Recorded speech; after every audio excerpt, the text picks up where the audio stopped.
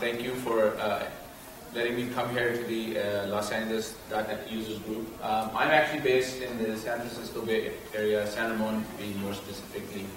And I'm the president and technology evangelist of this software company called Soft, which most people cannot pronounce. But NCache, everybody can pronounce. So that's how people know us. We've been in this space for about 10 years.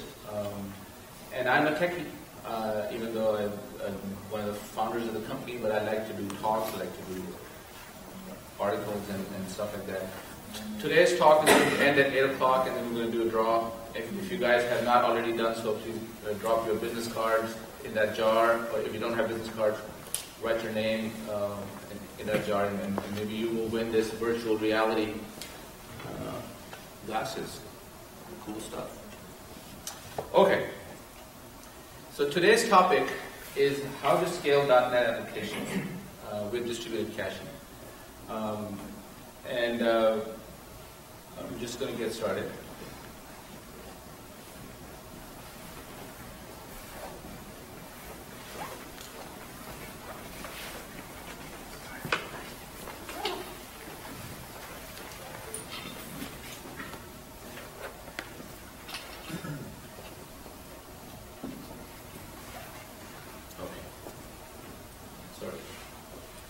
A few definitions, which I'm sure you guys know already, but just for completion purposes. Scalability essentially is having high application performance under peak loads. So if you have a server-side application that only has 5 users and it's got really good response time, that's not scalability. But if you got 5,000 or 50,000 or 500,000 users and you still continue to have the same performance, that means your application is scalable. Linear scalability means that you have a deployment where if you add more servers, every time you add more server, your capacity to handle more transactions goes in a linear fashion. If you can achieve that, that is the goal. And I'm going to talk about what are the roadblocks in that and how to overcome them. These are the applications that need scalability. Usually server-side applications, web applications, ASP.NET, web services, back-end of IoT, big data processing, which does not seem to happen a lot in .NET. It's more of a Java domain so far, although it should happen in .NET. And any other server apps that are just processing a lot of transactions. The scalability problem is,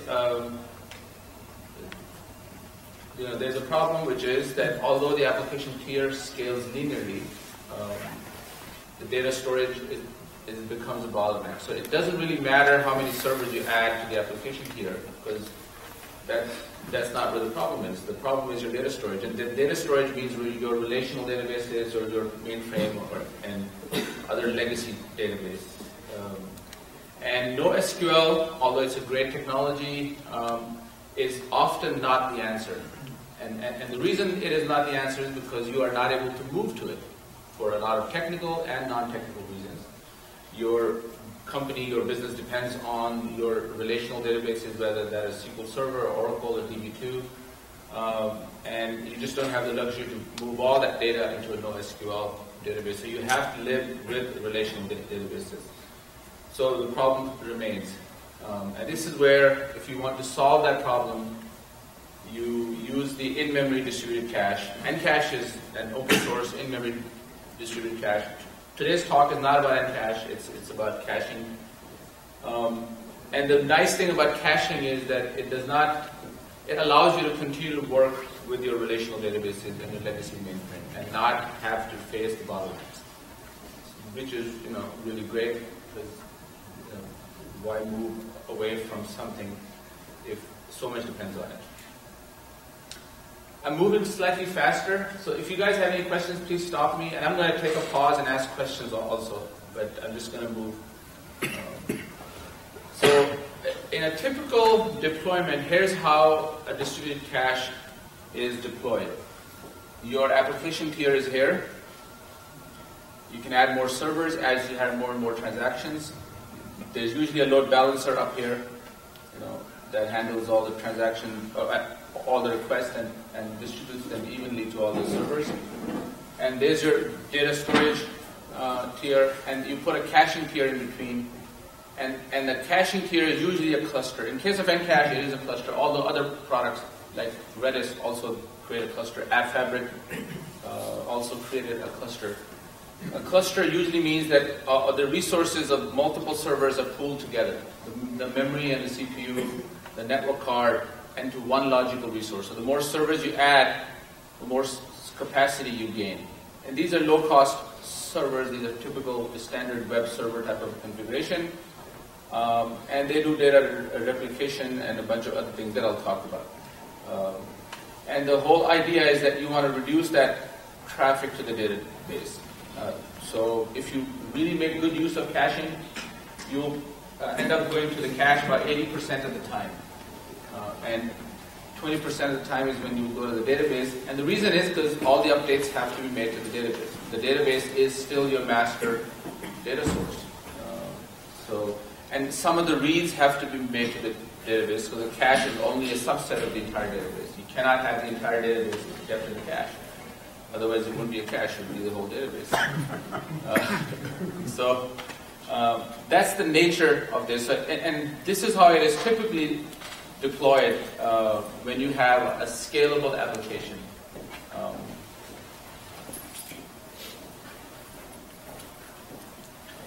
Here's what a typical cache like NCache gives you as performance numbers. With a 2-server cluster, you do about 50,000 reads per second, about 32,000 writes per second. And this is 32,000 because there's replication happening.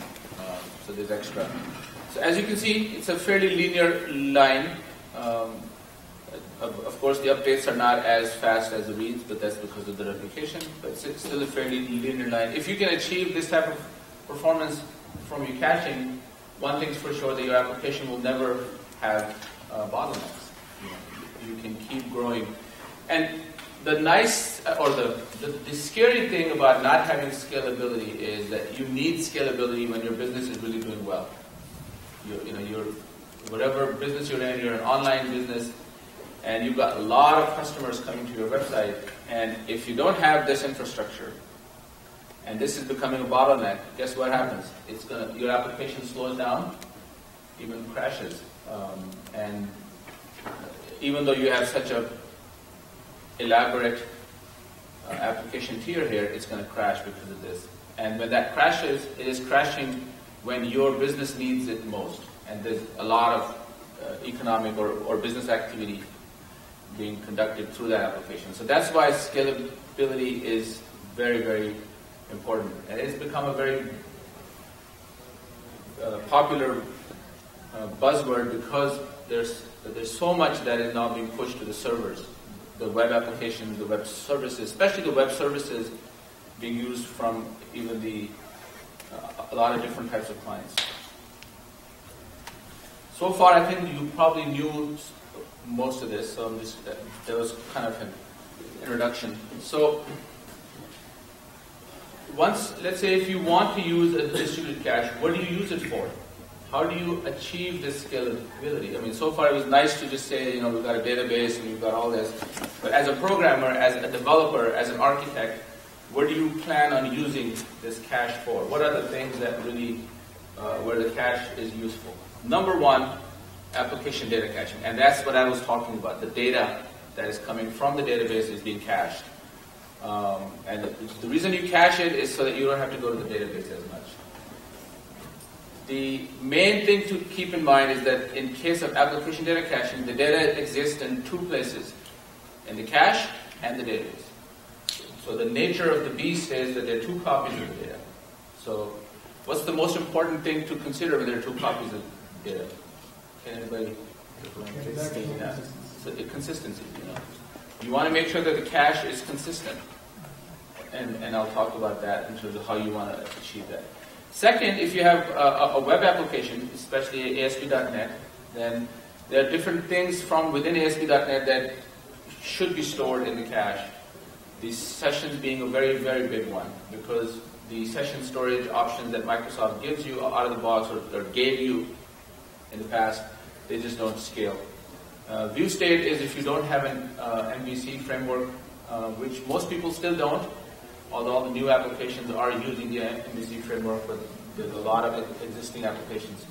And a view state is a very heavy string that gets sent to the browser for no purpose except to just come back. It consumes a lot of bandwidth, slows things down, so if you could cache it on the server end, it's great. The page output there's a whole framework in ASP.NET that does output caching. So you want to use a distributed cache, so for the entire web farm, when a page output is cached from one server, it's visible to all the other servers in the web farm. So that's the second use case. The third use case is something a lot of people don't know about, which is that traditionally you used message queues for a lot of your data sharing at runtime, and you still want to use it for a lot of the situations where you have a distributed environment. But if your application is running in one data center, and it's a really high transaction application, high traffic application, the message queues don't scale. They weren't designed for scalability. They were designed for resilience and for distribution. But a lot of the needs today are to share data within the same data center across either multiple instances of the same application or multiple applications. And again, in a high transaction environment. So a distributed cache usually provides something like NCache does. Redis also has some of these features. It does some PubSub event-based notification so that you can coordinate. NCache also has other features like continuous query. Continuous query is big on the Java side. There are some in-memory data grids that have it. On the .NET side, NCache is the only one that has it. But anyway, in these two use cases, you're dealing with transient data. So transient data means the data exists only in the cache. So as we knew that when the data exists in two places, the biggest concern is to keep it consistent. When the data exists only in one place, the biggest concern is to not lose it, because this is your master store for the time that you need, for the duration when you need this data. So the cache must provide resilience or replication of data, because it's in memory. Cache by nature is in memory.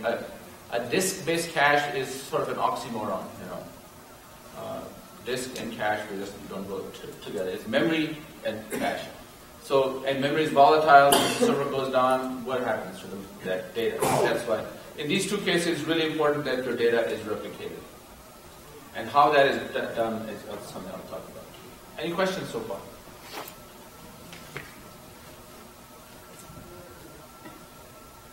Let's go into application data caching. What is involved in this use case? What do you actually do? Here's a very, very typical application code that does data caching. You've got to load something from a database. In this case, it's a customer object. You've got a primary key. So before you go to the database, you check the cache. And the cache, you use a key. Key is usually string-based. It contains some type information, and then the actual value that you had here. And then if the cache doesn't have it, then you go to the database and you get it, and then you cache it. Why do you cache it? So the next time you come, you will find it in the cache, and it will not. Very, very typical caching logic. This assumes that the cache is on the side, whereas in this picture, this assumes that you're going through the cache to the database. I mean, in this case, it implies that the only way to use the cache is to go through the cache to the database, which is what we call the read-through model, where you ask the cache, and if the cache doesn't have the data, the cache goes and gets it for you. That's one model. This is the other model, where you go to the database yourself. This, of course, gives you more control but the read-through has its own benefits, and I'll talk about that. So it's just an overview of what the caching looks like.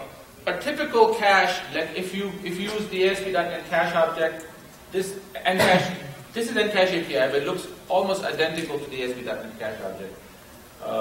And the other caches have very similar API.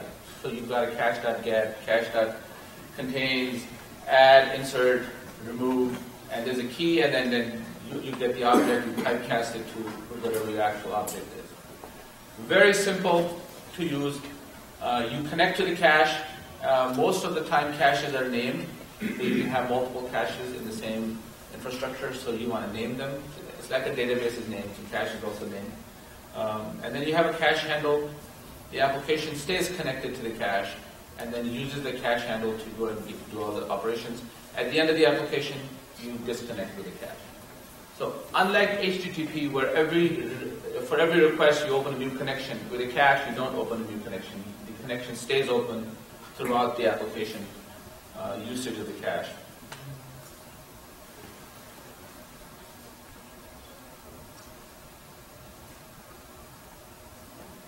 Okay, so application data caching, the most important thing was to keep the data fresh. How do you keep it fresh? So there are 4 different things that you can do. Number 1 is expirations. There are 2 types of expirations: absolute expiration and sliding expiration. Absolute expiration is like you put something in the cache and you say, I think it's safe to keep it in the cache for the next 10 minutes.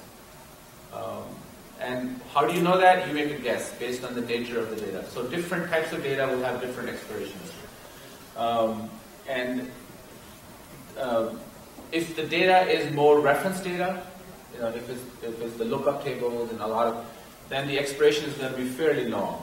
You're going to have hours or days or weeks before you'd want to expire that thing.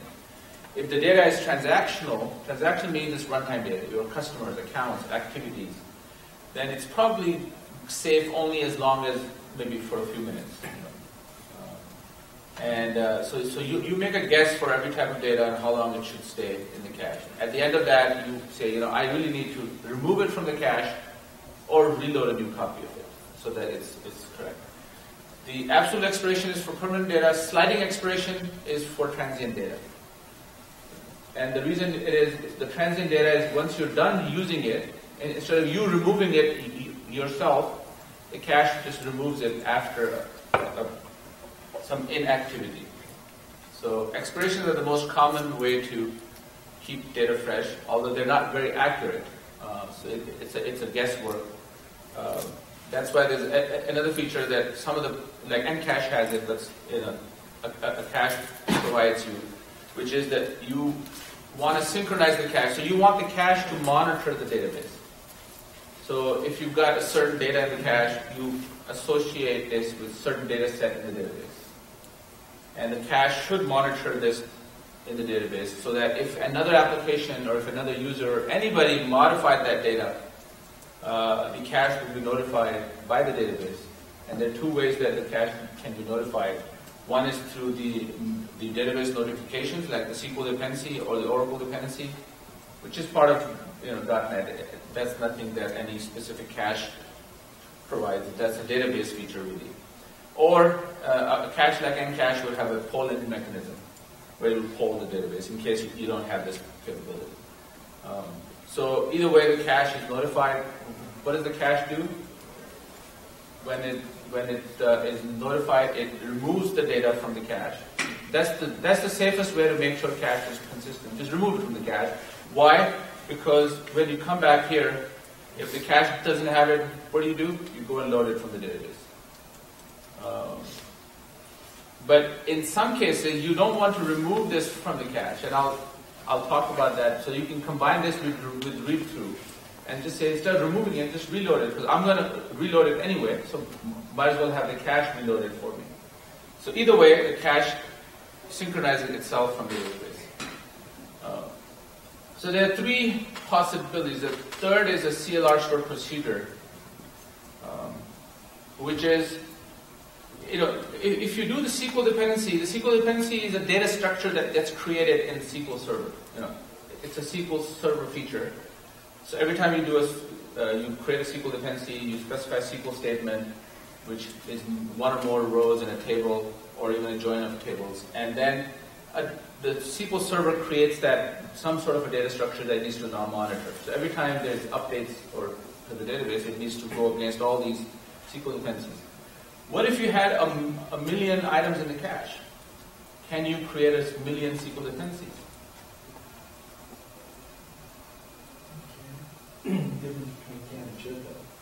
That's it.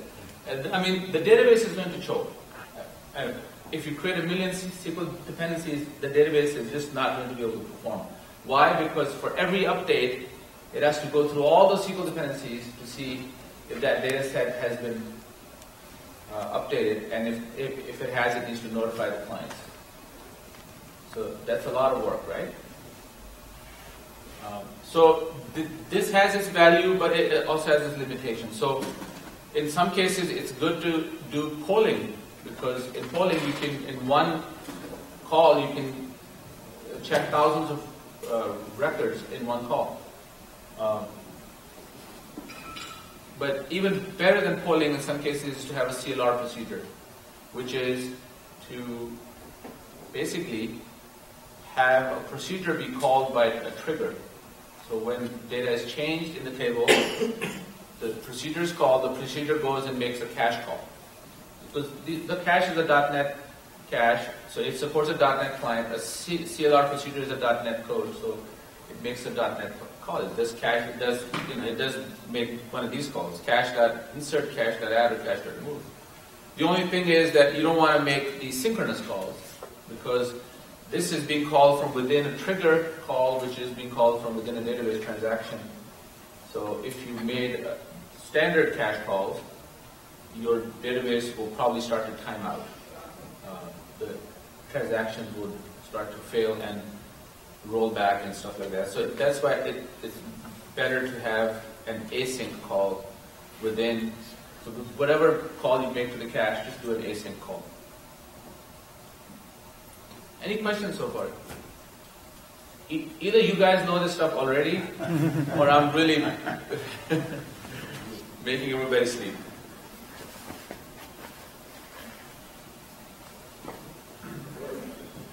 Any questions?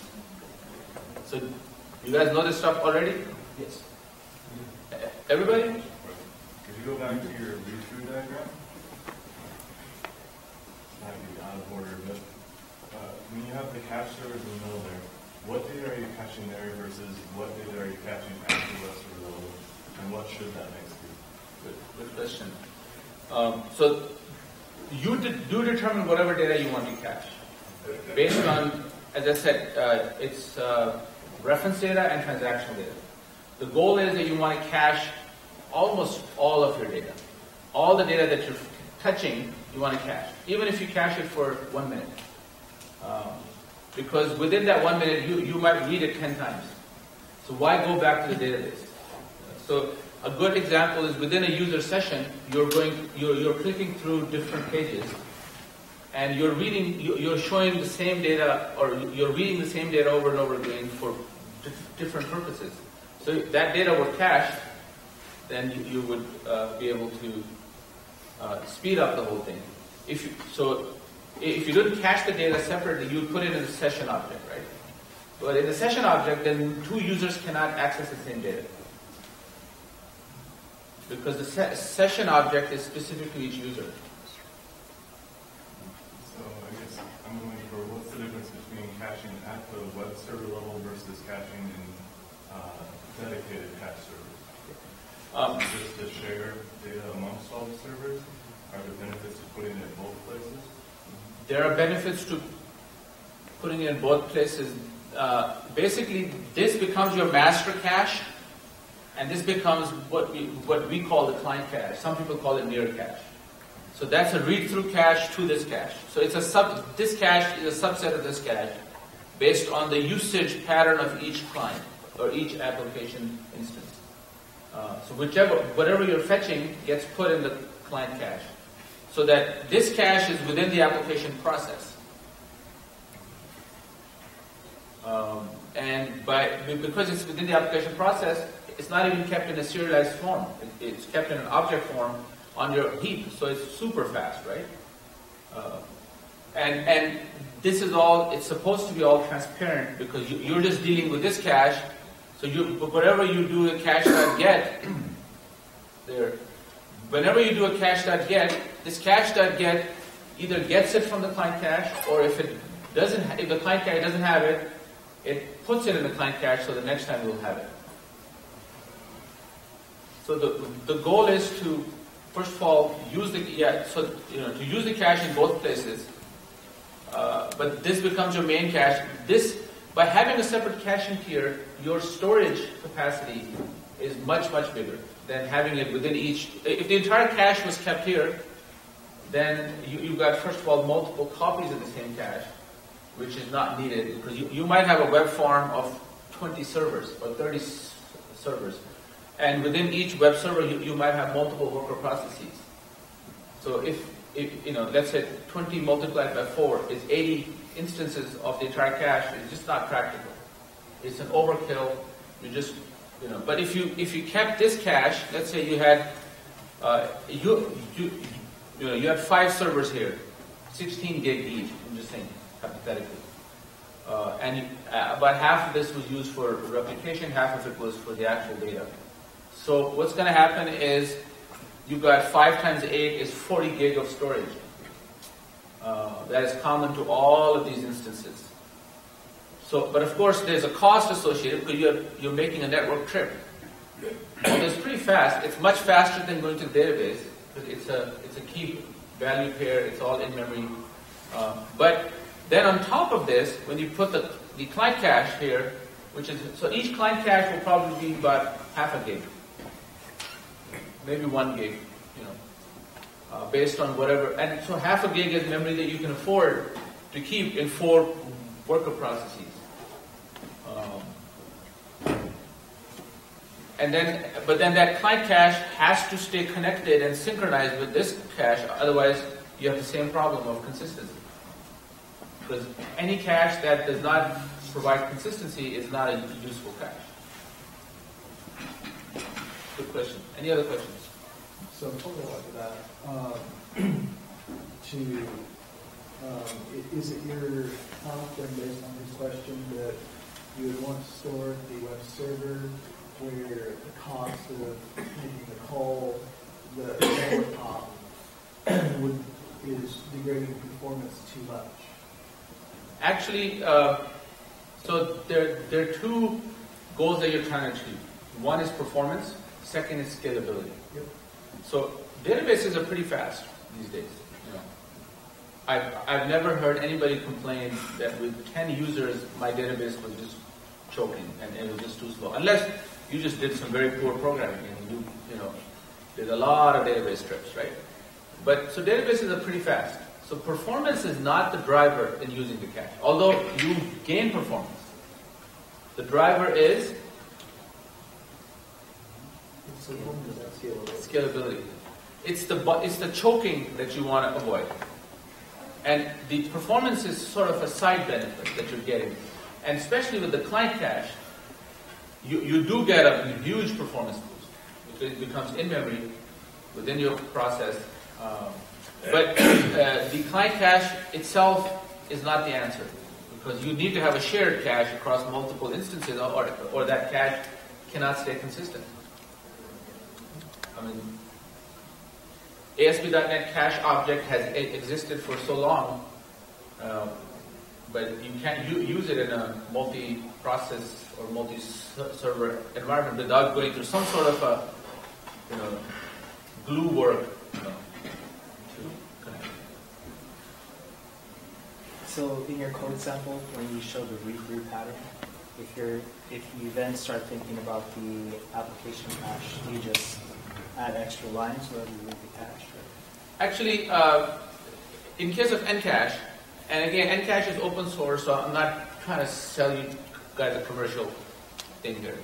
So in case of NCache, if you were using the read-through feature, this would never happen. Because the cache will always have the data. Even if it doesn't, what's going to happen? It's going to call the read-through handler.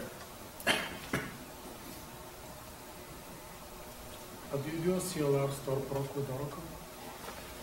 Yes, on Windows. So Oracle does give you CLR on Windows, or at least that's correct. It does, yeah. It may not be their most preferred environment, but it does.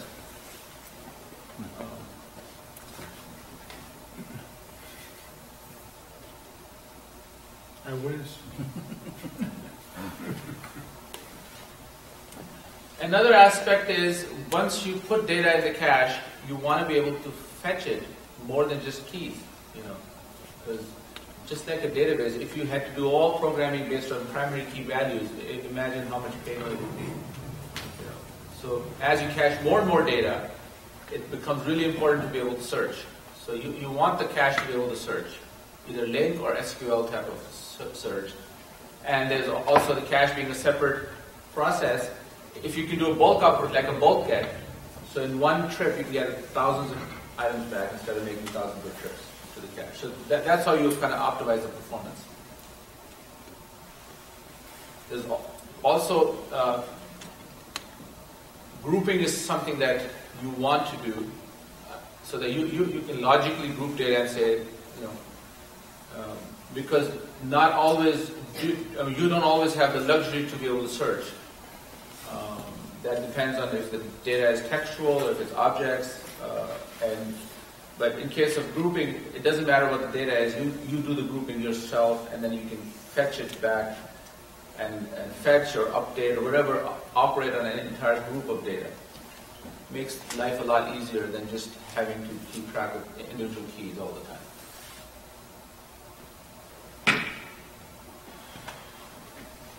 So read-through, write-through is the code that I talked about. It's an interface that you implement. This is your code that gets called. It lives on this cache server. The cache calls it when you do a cache.get, and the cache doesn't have the data. Write-through is the same thing. Cache calls your code when you do a cache.add or insert or remove, and the cache first updates itself and then updates the database through your write-through.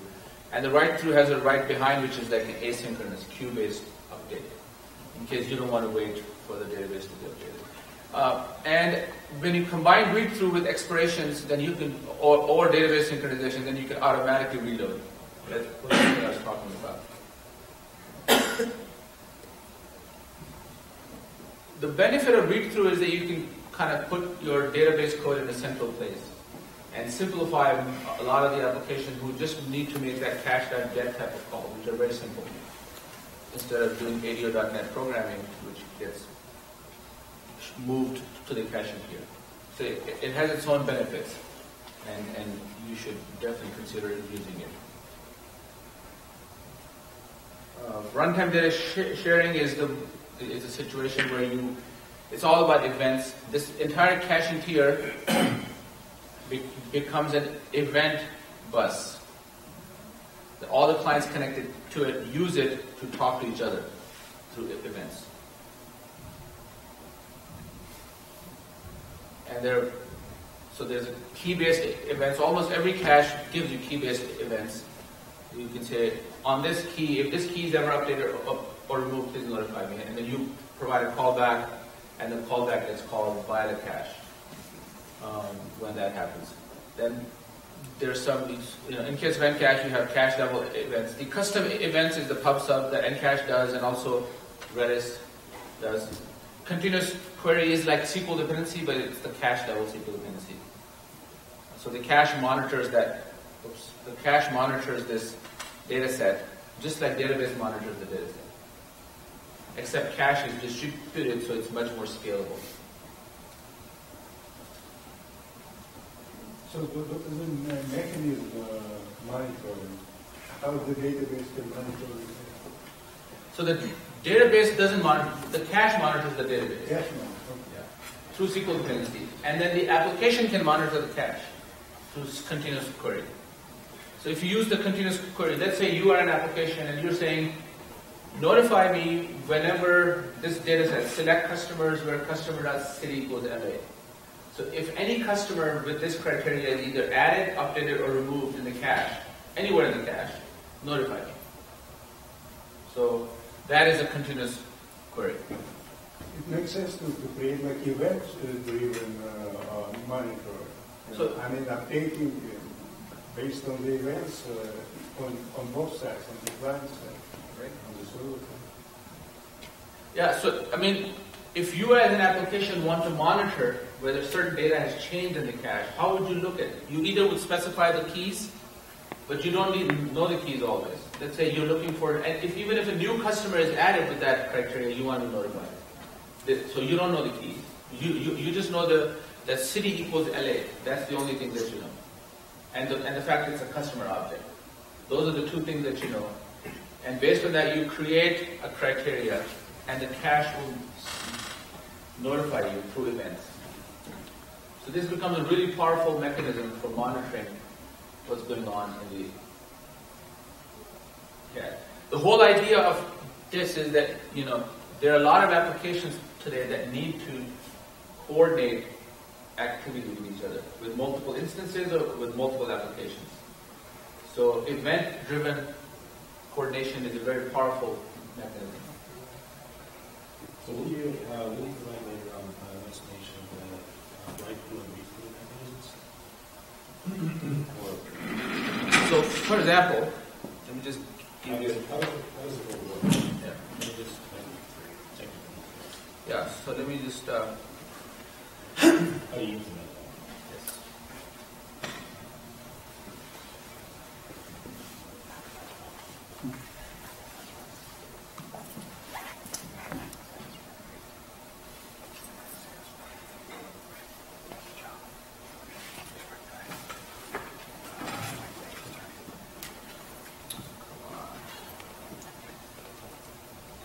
There's a problem. We first started and opened this.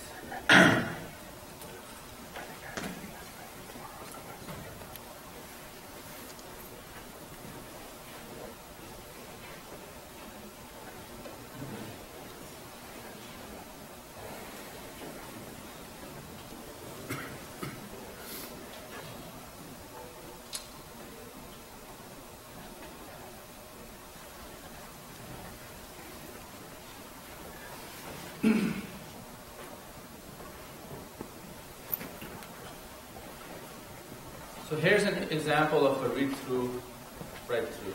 So, for example, and this is NCache. I don't know. Zoom, change the zoom to like 150 or something. Thank you.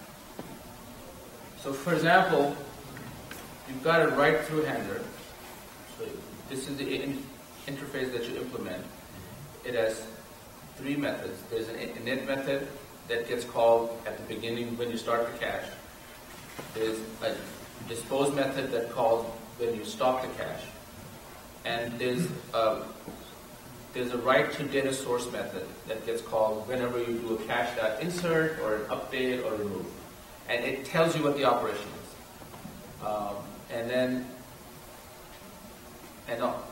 Also this contains the actual data. And then now you can go and save that data in your database.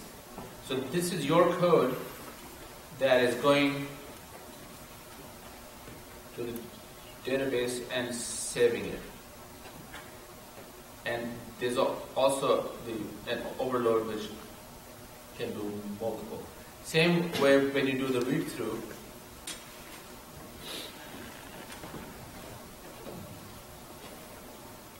Same way, there's an init, there's a dispose, and there's a load from source.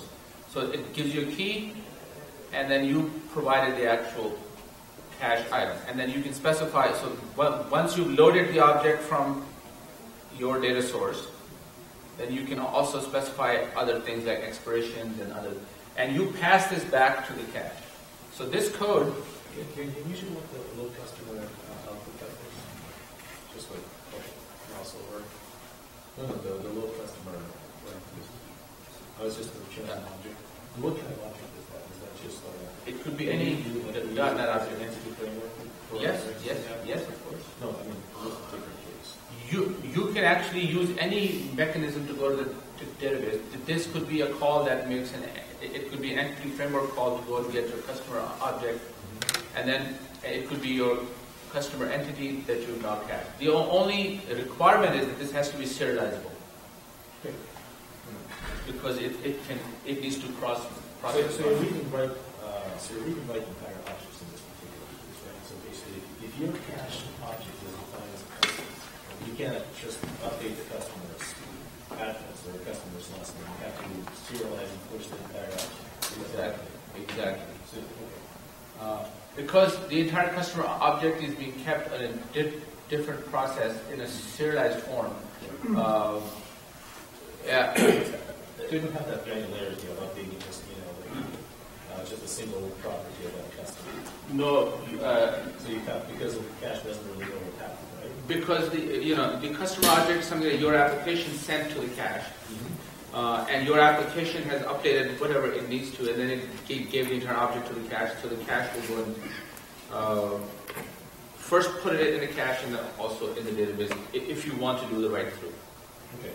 But the write-through in this particular situation, in my opinion, they're not quite suitable for the high transactional workloads.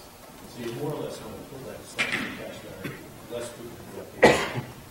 Because otherwise you run into a situation where you run into the inconsistent data immediately because of the all of those through methods. See that Because when stuff is being updated concurrently, you usually just end up in a situation where, one process updates this object, another process updates that object. The relational database are overlaid. So you might just eventually update them into the inconsistent relationship. But if you're going through the write through, let's say that if you did do the write behind, the write through will fail if the database rejects the update for any reason. It could be a variety of reasons, or all the applications going to the same cache, and that cache for that key, there's only one place that is updated the database. So essentially, we're talking about a technique that most people databases are using to do the same kind of thing. Exactly. So basically, if you go back here. So you have to have a layer in front of your cache actually to process all, to capture and synchronize all of your data access requests. Okay, unlike the NoSQL database, which is a proper database, here it's only a cache. So if you don't want to use the write through, then you go to the database yourself. But if you want to use the write through, your write through will execute on one of these servers, depending on what the key was, and so there's only one place that's being executed. So even though multiple applications might be issuing the same update, they will be executed in the sequence they were submitted to the cache. So there is no replication between, like, for example, keeping like 2 copies of the same object across 2 different servers just to support. There is replication in case of NCache. There is replication, but the replicated data does not write itself to the database. Right. It's only the active one that does. So if the active one goes down, if the active node goes down, then the replicated node or the partition will then become active, and then if the write through had not completed, or especially if the write behind had not completed, it would then go ahead and complete the operations. So the consistency is never violated in the database in case of write through. No. What I was talking about, let's say you have a customer and you have this customer order, right? So theoretically, you could have 2 different processes. You have a cache for customer orders, you have a cache for customers. Good point. Yes. I think so. You should use write through when the entire operation is that one update. Right. When you need to do multiple updates, as one atomic operation, then it's better to go to the database yourself. Right. Unless all those updates correspond to one cache item, because then your write through will get called and it can go and update multiple tables. But if that is not the case and you have a separate customer object and a separate order object or collection of orders, and in the cache there are multiple entities, there's no way for the cache to know which one is related to which one. And that's the same as NoSQL database. Right. So in that situation, then it's better for you to go to the database directly, make sure that you update multiple things together as one transaction committed, and if the commit succeeds, then go and update the cache, and then don't use the write through in that case. And NCache doesn't really support simple transactions, so to speak. He doesn't.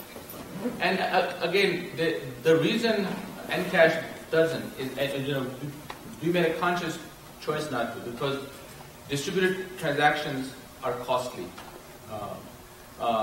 and a cache never rejects data.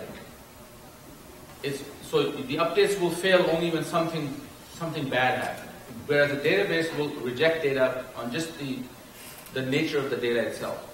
Maybe it violates some constraints and other things. So a cache never does that. So there's no reason for the cache to roll back anything, unless, of course, it's part of the larger transaction and something else fails outside of the cache. In which case, a much easier solution is to update the cache after your database transaction has committed. And in case, I don't think any cache provides transactions. And because of the fact, even though SQL database, it's not that they provide the transactions. Usually people come around with kind of a synchronization layer that takes care of that. Basically, when you batch operations, you want to do like multiple object roles at the same time. You really have to choose and say, hey, for now, for this particular transaction, this becomes a master. This kind of all this stuff happens to this. In case of so actually what we've done, at least in case of NCache, we have a locking feature. So you can lock all the objects that you want to update, and that way nobody else will be able to update them. And then after your updates have succeeded, then you can unlock them. So every transaction has two portions. One is the locking, and the second is the rollback. The rollback portion is the one that is not needed in cache, but the locking portion is needed because you want to at times update multiple items as one atomic operation and make sure that nobody else touches them while you're updating them. Does it have like a life cycle timer or something like that? Because what if the client that starts the initiates the locking fast? There's a timeout. Okay. Yeah, so each lock expires after some time. I think I'm going to end my talk. Let me just quickly go through. We talked about the ASP.NET. The view state is something that you should definitely use caching for. In case of NCache, I was going to go over the NCache architecture. NCache has different caching topologies, but I don't have time to do so. What I would recommend that you guys do is go to our website and download a fully working copy of NCache, which is the Enterprise Edition, or if you want to go with the open source, go and download the open source. It's totally free. It's also on GitHub. If you prefer to get the source code and do everything on GitHub, that's the place to go. Otherwise, that's totally free. And Enterprise Edition is fully working for 60 days. Any questions before I can wrap this up, because I have a hard stop? Yeah, it would seem like to get all this tuned up would require a lot of instrumentation to figure out, how many cache hits and misses you're getting, and it seems like a very complex design to try and use this effectively in terms of figuring out what should be cached, what shouldn't be cached. There are some very basic rules that, caching comes into play when you have two or more servers in a load balance environment, and typically 1,000 or more concurrent users. Okay, so there are some heuristics you can kind of use to say, that's kind of the average. Great for session cache or something like that, but and when you use a cache like NCache, it gives you a lot of monitoring stuff. I didn't go into NCache. I stayed more into the actual concept. But the NCache gives you a lot of tools. NCache has been in this space for 10 years, and we've got lots and lots of customers that are using NCache.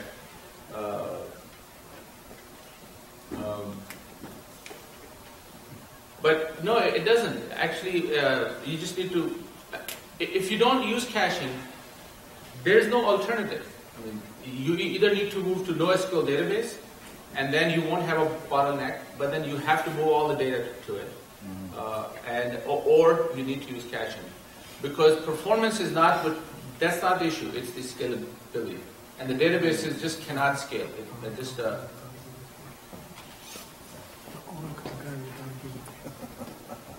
Have you heard about Oracle in-memory database? That's what I said. It's not distributed. It is faster. Oracle It's- guys will argue with you. No, again, you can do your own benchmarking. It's not about NCache. It's not about that any cache. One thing is that this is free. Yeah. There are other options, but they are far more expensive. In case of, so there are the in-memory databases, which are faster. So they will say it's 10 times faster, or whatever, X times faster, but they don't talk about scalability. They do. It's just far more expensive. If you look at a database architecture, it is not distributed. It is. They use their InfiniBand and they use whatever they use in RAM. So InfiniSpan is a cache. Yeah, their own one. Yeah. It's an open source cache. Yeah, they do. So I'm not, as I said, use any cache that you So yeah, you you're like, right. but cache is what there is actually solves caching this there, problem. yes. I mean, the in-memory database, it's caching on its own. The in-memory database structure, it's also caching on its own, because if you stop the database, it disappears. It's not there. If you use an in-memory database, can you scale the number of nodes in the same way as the cache? Yeah. You spread them out. Same like RAC uses, Oracle RAC. Not with SQL Server, but with Oracle you can. You have multiple instances running against the same data store. Oracle has a cache called coherence. Also, that's on top of that. That's their application cache. And InfiniSpan is also an open source cache by Red Hat. So there, on the Java side, you have more open source caches. On the .NET side, I think NCache is the only native .NET cache. You do have, in terms of being open source. Oh, okay. Didn't they open up Fabric? Fabric is being discontinued by. Oh, they just gave up. Redis actually, I was going to go to that page.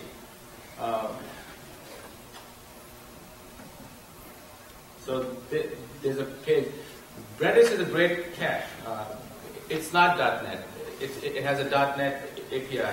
Microsoft has ported it to Windows, but they're themselves not using it. They are using the Linux version of it. So if you're going to use the Linux version, there are a lot of other options also. But if you want the entire stack to be native.NET, for example, you cannot have the read-through methods in .NET unless the cache is done. Should we do the draw? Let's do it. I'm going to beg leave after this.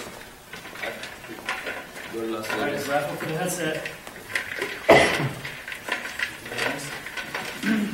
Why don't you do it? All right. I may be biased. Yeah. Purushottam. There it is.